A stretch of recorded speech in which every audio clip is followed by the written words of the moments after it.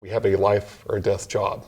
Time is something we cannot get back, and the way we make up for that is training every day, trusting each other, and just giving it our all when that bell hits, put our lives on the line for someone that is on their last breath.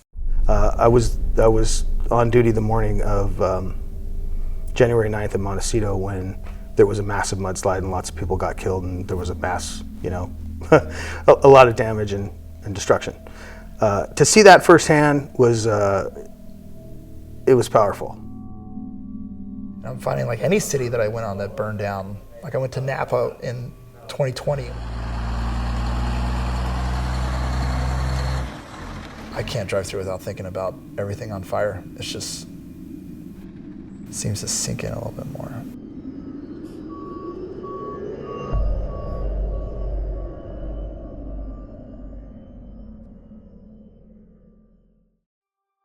When I got into the fire academy, I fell in love with it immediately. I loved the team effort. I loved the grind. I loved the heat from the fires.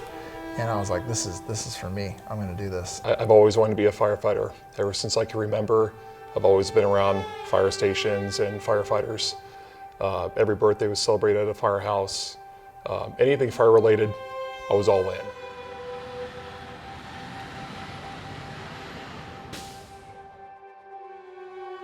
The department started, I think, the city, I believe, was incorporated in 1904, and then they had an incident where a lot of businesses burned down right next to each other, and that led to the development of the fire department. Eventually, the department moved up to volunteers, and it's volunteers for a long time, way before I got here.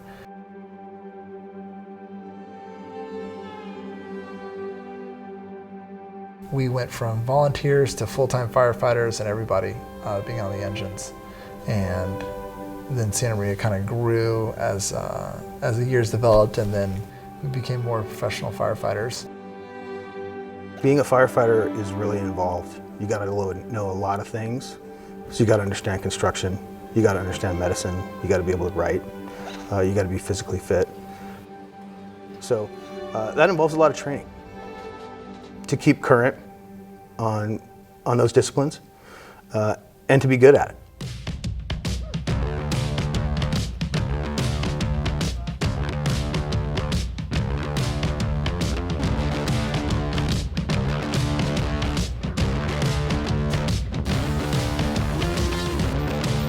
That drill is called the MOBEX. It stands for mobile exercise, where everyone kind of mobilizes and we go into a group exercise together. It had its genesis in California and its earthquakes. We're always waiting for the big one, and we practice for that. But there's so many other kind of natural disasters that can happen. Urban search and rescue is different than you will see search and rescue that would be volunteer-based from, for instance, like a sheriff's department.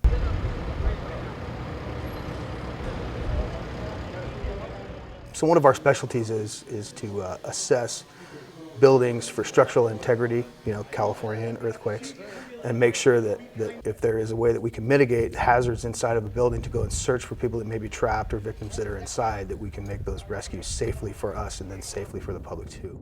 What's really important is you have to be able to be mechanically minded. So people that come from trades are extremely valuable as urban search and rescue members.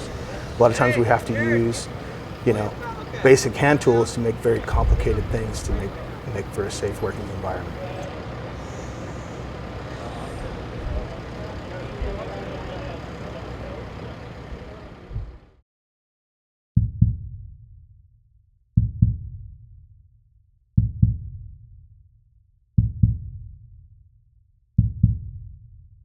Similarities are the same in a drill versus the real thing, because it's real. Time is condensed.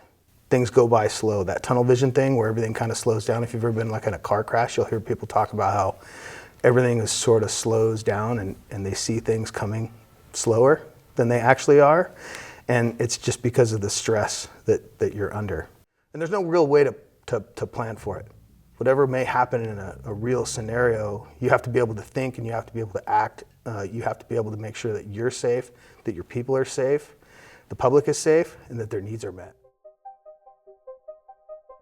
Medical assist 122.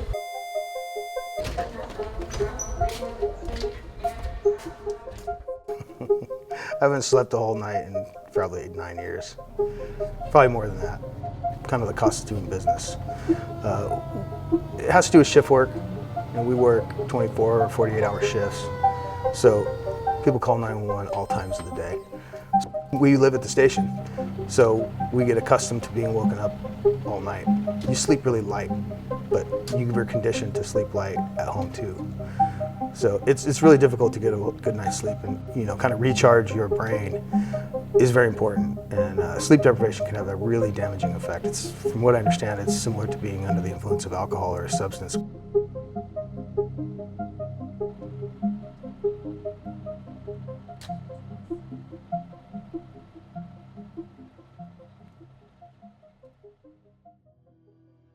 But this was when I realized the extent of how it affected my life. We had this vehicle accident that involved a whole family was driving in a car and they got hit by a drunk driver. And it looks like the kids didn't have car seats. They weren't strapped in, and the kids went out of the vehicle. And so as I pull up on scene, all I can see is the little shoes. So I see one kid here, little shoes. I see another kid over there and another kid over here. I think I see the parents in the car.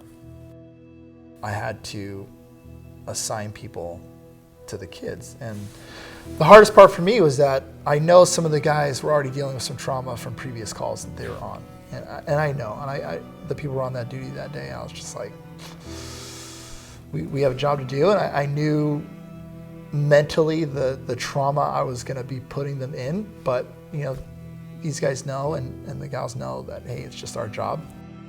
Firefighting is one of those jobs where the margin for error is non-existent. The other day, I've known a family for about 20 years plus, and I helped one of their loved ones who was having a medical issue, recognized, hey, it's me, and they knew who I was and I knew who they were. And you take a little bit more of a personal approach with them, first name basis. You see a lot of end of life of all ages, from children to adults. I can tell you this, after having seen many suicides, I don't have yellow or orange extension cords at my house anymore. It's associated with bad things. Didn't really seem that appealing when they were hanging on the wall. These are the kind of things that we don't usually talk about. People don't know this, unless you're related to somebody, or maybe your spouse or significant other, is in this line of work. You don't see this. Stress is a huge factor in the wellness of your mental health. And we have the 1805 program now, which is huge. It's insanely beneficial, just because the clinicians that are with 1805 are trained to work with people in our career field. I've reached out to them before after this call, because I didn't realize that after 90 days, sometimes our brains will revisit the trauma. And I reached out and I called, and she talked me through it and told me, like, hey, this is what's happening. It's been 90 days, because she even asked me, when was your last traumatic call? And I said 3 months ago. And she was like, right there. I wasn't just having these thoughts because I was going crazy or my mind was changing. It was, my body was revisiting that trauma, and it really helped me cope with that and deal with that a lot. We're just normal people. Yeah. We go to work every day just like anybody else does. We deal with stress the same way. And we're a good,